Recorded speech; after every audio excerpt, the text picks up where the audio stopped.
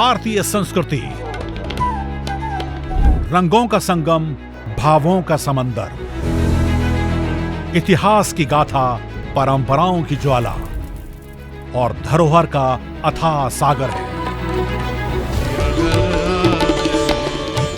हमारी संस्कृति देश की सॉफ्ट पावर का सबसे मजबूत हस्ताक्षर है। योग, आयुर्वेद, भारतीय दर्शन, साहित्य, कला और संगीत जैसे अनेक क्षेत्रों में भारत की अमूल्य देन ने पूरे विश्व को प्रभावित किया है। इंदिरा गांधी राष्ट्रीय कला केंद्र भारत की इस समृद्ध संस्कृति को दुनिया के सामने लाने का प्रयास कर रहा है।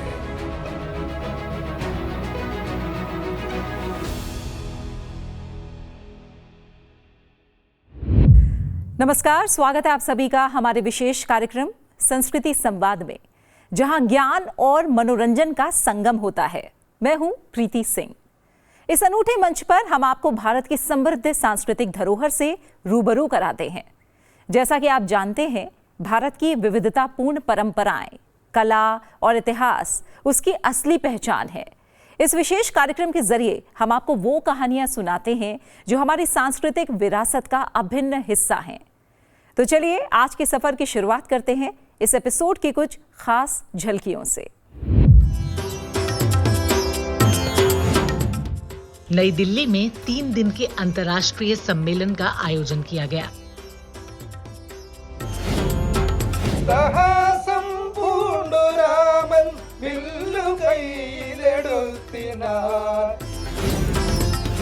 She was a yogini in the tradition of Kashmir Shaivism, Ardha Triambaka.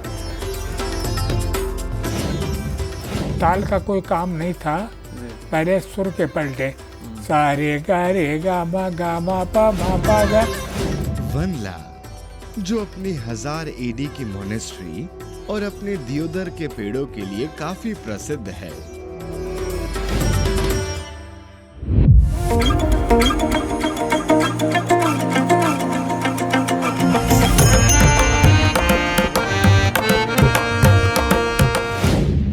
झलकियों ने तो आपको झलक दे ही दी होगी कि आज के एपिसोड में क्या कुछ आपके सामने आने वाला है।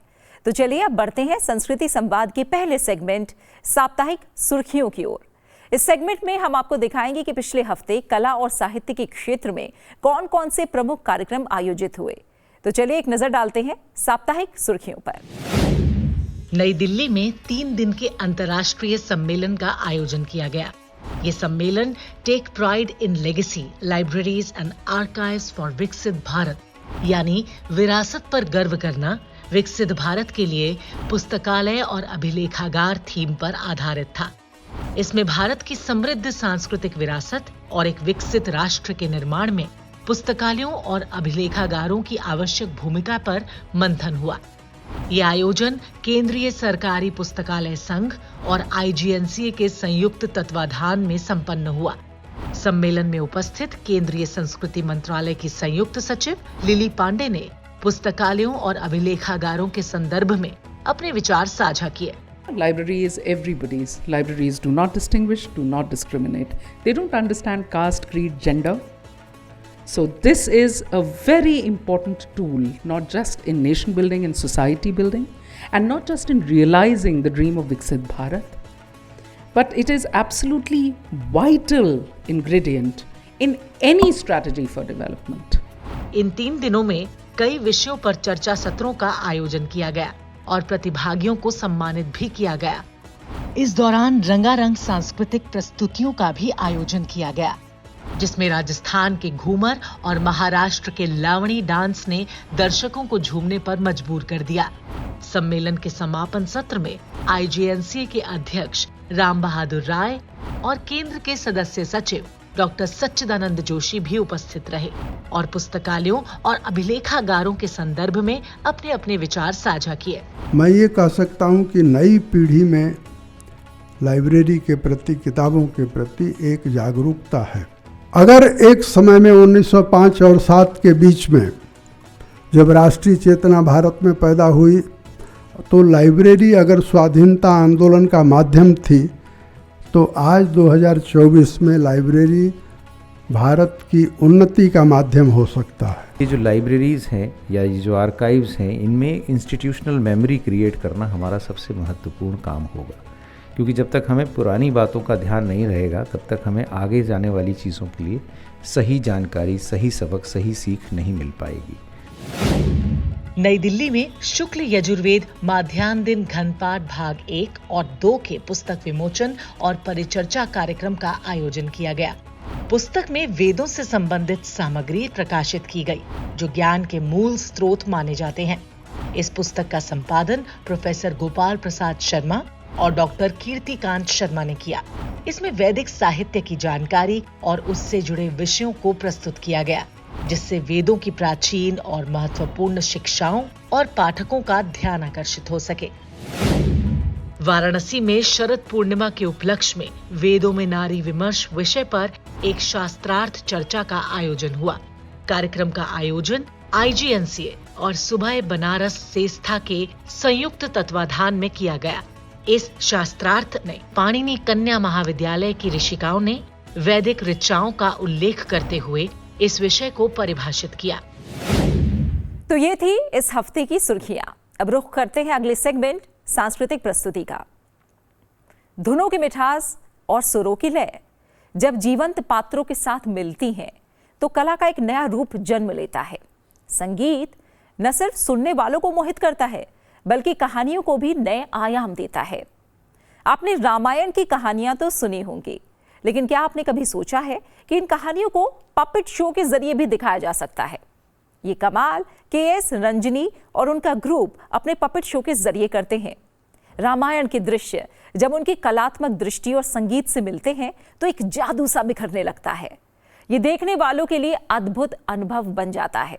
आज हम आपको लेकर चलेंगे उसी अनोखी कला के सफर पर, जहां आप रामायण के दृश्यों को एक नए अंदाज में देखेंगे।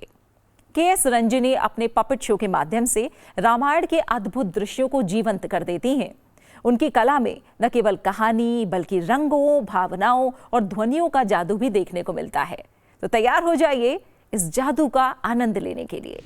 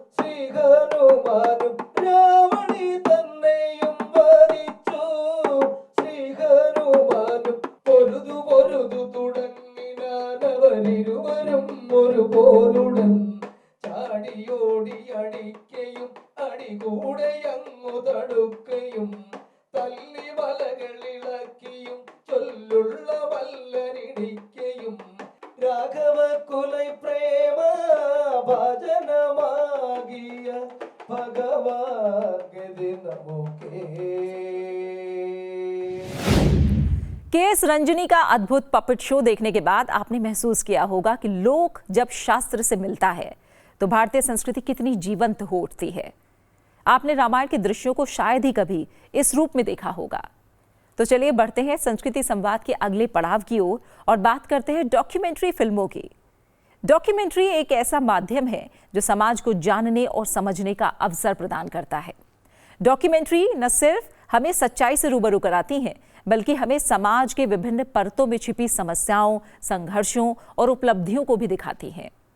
आज हम आपको सिने सर्कल के सेगमेंट में एक ऐसी ही डॉक्यूमेंट्री दिखाएंगे जिसके जरिए आप कश्मीर की उन महिला संतों के बारे में जानेंगे जिन्होंने कश्मीर की सांस्कृतिक और आध्यात्मिक विरासत को एक नई दिशा दी. उनके विचारों और शिक्षाओं ने न केवल उस समय के समाज को प्रभावित किया बल्कि आने वाली पीढ़ियों को भी सही मार्ग दिखाया. आइए जानते हैं उनकी जीवन यात्रा और उनके अविस्मरणीय योगदान के बारे में film women saints and philosophers of Kashmir के जरिए.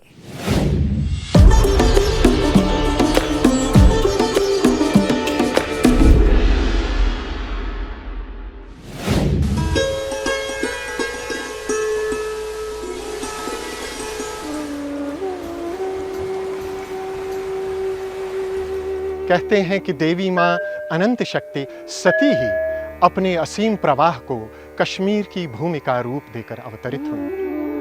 जब भी किसी ने इस प्रवाह को बाधित या दूषित करने का प्रयत्न किया, माँ सती उसे पवित्र करने के लिए नदियों के रूप में प्रकट हुई.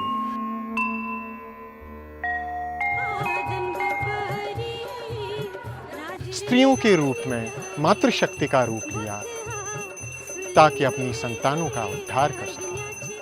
Soisun avatar bole tutui me varde tojo. She was a yogini in the tradition of Kashmir Shaivism, Arda Triambaka, and there were some very early yoginis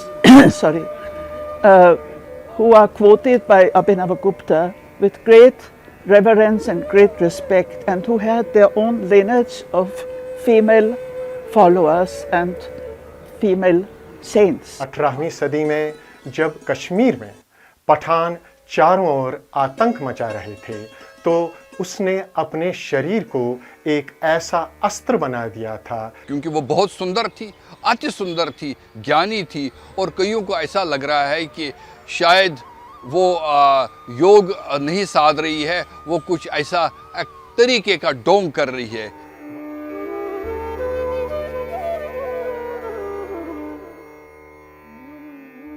Hari Krishna हैरान रह गए. उनकी पत्नी के हाथों लिखे उनकी मां के लगभग 400 वाक उनके सामने थे. अपनी मां की रूहानी ताकत का तो उन्हें पता था, लेकिन यहां सास बहू का रूहानी रिश्ता उनके सामने था. माता की शायरी दुनिया के सामने इसीलिए आई कि उनकी बहू धनवती ने घर बार संभालने के साथ साथ अपनी सास के साथ बैठकर उनकी आत्मा की पवित्रता को कागज पर उतारा था और अपनी इस साधना को 30 बरस तक किसी स्वार्थ के बिना किया था. सास बहू के ऐसे रूहानी रिश्ते की मिसाल मिलना मुश्किल है. आज की पीढ़ी इस परंपरा को वहन करने के लिए तैयार है. ईश्वर कश्मीर में रह रही विमर्शी कौल एक ऐसी लड़की है जो इस परंपरा के आवेग और शक्ति को अभिव्यक्ति देने में समर्थ है. Kashmir Shaivism is not a religion that you have to fight for. It's a great tradition. It's a practical system of attaining supreme God consciousness through self-realization. It's a great tradition which is full of love for universality, love for totality. Kashmir Shaivism is unification of Shiva and Shakti. Kashmir Shaivism is actually the answer of all your questions. Kashmir Shaivism is the key to come to your own self. If you're finding who you are, if you want to know who am I, then you have to come to this key and open up the locks of Kashmir Shaivism. तस्या मध्येन निर्याता सीमंतमिव कुर्वती वितस्ता परमा देवी साक्षात हिमनगोद्भवा। और अब बढ़ते हैं अगले segment की ओर। भारत में गायन की कई विधाएं मौजूद हैं। आप उनसे संभवतः परिचित भी होंगे, जैसे ठुमरी, ख्याल, ध्रुपद, गजल, भजन, शास्त्रीय गायन। भारतीय संगीत आज श्रेष्ठता के जिस सोपान पर खड़ा है, उसमें अनेक संगीत मनीषियों का योगदान है। आज साक्षात्कार के इस सेगमेंट में हम आपको मिलवा रहे हैं भारतीय संगीत की एक ऐसी ही अनमोल हस्ती से, जिन्होंने अपनी सुरीली आवाज से शास्त्रीय संगीत को एक नई ऊंचाइयों पर पहुंचाया। हम बात कर रहे हैं पद्मश्री उस्ताद गुलाम सादिक खान साहब की, जो देश के मशहूर शास्त्रीय गायकों में शुमार रहे हैं। उनकी गायकी में गहराई, नफासत और भावनाओं का जो जादू है, वो हर सुनने वाले को मंत्रमुग्ध कर देता है। उन्हें संगीत की कई शैलियों में महारत हासिल है और भारतीय शास्त्रीय संगीत को समृद्ध करने में उनका योगदान अमूल्य है। तो आइए आज विशेष साक्षात्कार में हम आपको दिखाते हैं उनसे हुई बातचीत के कुछ अंश।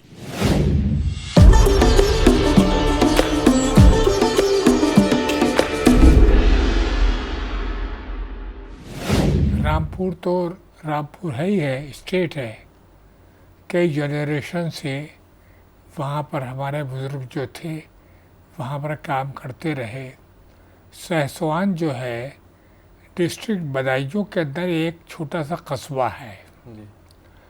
वहाँ पर कुछ बुज़ुर्ग लोग जन्म लिया उन्होंने, जैसे मुश्ताक हुसैन खान साहब, इरात हुसैन खान साहब और बुज़ुर्गों ने वहाँ जन्म लिया। तो इसलिए रामपुर तो तालीम का उनका शहर था कि यहाँ पर रामपुर से बहादुर हुसैन खान साहब से तालीम ली थी। मियाँ तानसेन के वंशजीय थे वो, और सहसवान जो था वो उनकी जाए रहाइश था। तो इस तरह से रामपुर सहसवान घराने का नाम पड़ा। सहसवान बदायूं डिस्ट्रिक्ट के अंदर एक छोटा सा कस्बा है जहाँ पर ये सब लोग पैदा हुए हैं। उस्ताद इनायत हुसैन खान साहब, जिनके नाम पे हम लोग कान पकड़ते हैं, और चूँकि वो उन्होंने ही इस घराने की एक तरह बुनियाद डाली। वो इतने गुणी आदमी थे कि मैं आपसे क्या बताऊं। बस ऐसे लोग अब दोबारा दुनिया में पैदा नहीं होंगे। यानी ये इतने जीनियस थे उस्ताद इनायत हुसैन खान साहब कि उनका गाना वो फॉलो नहीं कर सके जी, ना उनके नकल उतार सके। अच्छा। सबसे बड़ी खूबी तो ये है, जो सबसे अलग है, कि विलंबित के अंदर एक तो ठहरी हुई विलंबित होती है जी, और एक थोड़ी सी विलंबित को बढ़ा के उसको बहलावा तान बोलते हैं जी, बहलावा बोलते हैं या बहलावा विलंबित बोलते हैं। तारे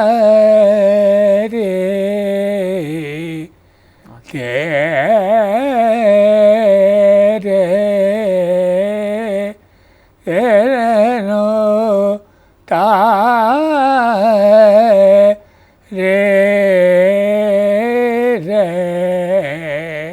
आकार के अंदर सुरों को जरा बढ़ा के तेज कहना, ये बहलावा जी। पानी सा गरे मागा पापा मागा। बहलावा एक ही अंग है कि जो रामपुर घराने की आ आ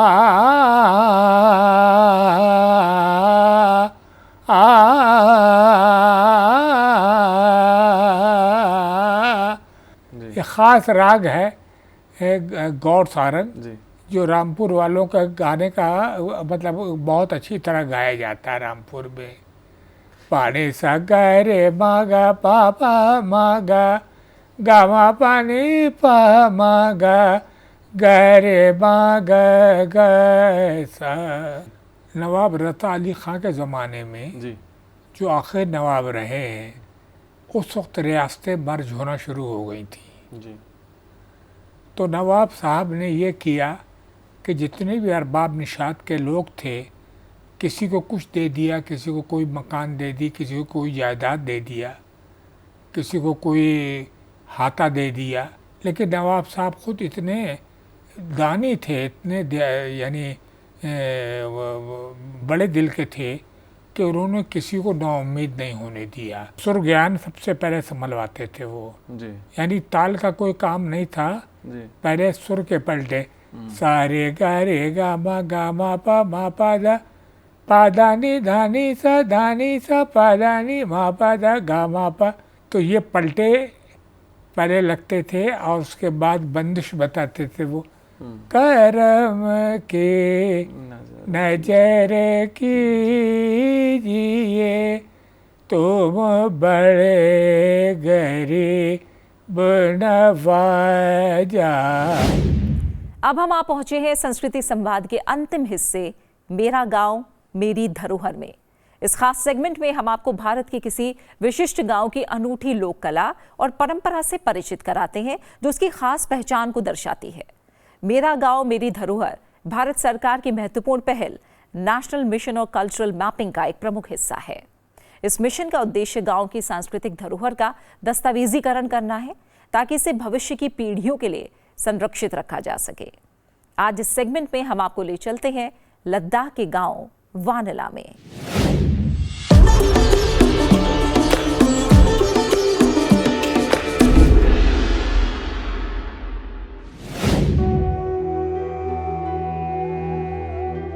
वनला, जो अपनी 1000 एडी की मोनेस्ट्री और अपने दियोदर के पेड़ों के लिए काफी प्रसिद्ध है।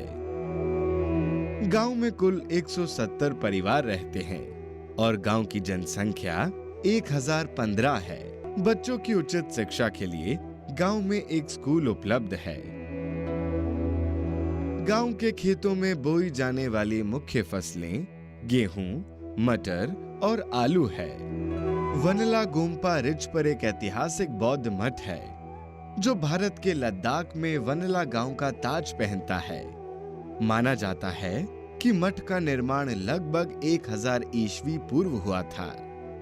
उस समय के दौरान एक संत लामा रिनचेन जांगपो ने बुद्ध की शिक्षाओं की तिब्बत में अनुवाद किया।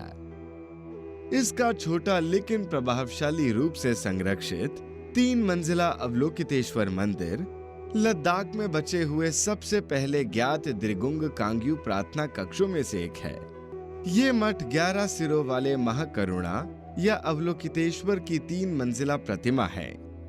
गोम्पा में बुद्ध, बौद्धोत्सव और मंडलों के कई चित्र भी हैं। मठ को लद्दाख के सभी मठों में सबसे धन्य माना जाता है और बुद्ध का आशीर्वाद लेने के लिए इस मठ में दुनिया भर से लोग आते हैं। 2015 में आई बाढ़ ने वांगला गांव को भी प्रभावित करा, जिनके अवशेष अभी भी देखे जा सकते हैं। लकड़ी पर नक्काशी करना लेह में अधिक प्रचलित है। घरों की खिड़कियां, दरवाजे और मेजों पर छोटी छोटी नक्काशियां और चित्रकलाएं देखने को मिलेंगी। गांव में पत्थरों पर भी नक्काशी करी जाती है। ये कला हजारों सालों से चलती आ रही है। गांव में कई त्योहार मनाए जाते हैं, जैसे कि लोसर उत्सव और कुंडिक उत्सव। लोसर लद्दाख का एक महत्वपूर्ण त्योहार है। उत्सव लोग नृत्य और संगीत प्रदर्शन लोगों के जमावड़े के साथ किया जाता है। लद्दाख के विभिन्न मठों में भी विशेष समारोह आयोजित किए जाते हैं। उत्सव शुरू होने से पहले घरों की सफाई की जाती है और विभिन्न प्रकार के भोजन तैयार किए जाते हैं, जिन्हें त्योहार के दिनों में प्रियजनों के साथ साझा किया जाता है। कुंडिक महोत्सव त्योहार में भिक्षु 7 दिनों तक प्रार्थना करते हैं। ये त्योहार जून के महीने में मनाया जाता है। उत्सव नृत्य और संगीत प्रदर्शन लोगों के इकट्ठा होने के साथ किया जाता है। वनला अपनी संस्कृति, कला, परंपराओं, विरासत के लिए प्रमुख रूप से जाना जाता है। तो ये था संस्कृति संवाद का हमारा आज का एपिसोड। उम्मीद है आपको पसंद आया होगा और हाँ, आपके सुझाव हमारे लिए महत्वपूर्ण हैं, इसलिए अपने सुझाव हमें ज़रूर भेजें। हमारा ईमेल आईडी ये है। आपसे फिर होगी मुलाकात IGNCA के स्पेशल प्रोग्राम संस्कृति संवाद के साथ, जो आपको रूबरू कराएगा भारत की विशाल संस्कृति से। मुझे दीजिए इजाजत। नमस्कार।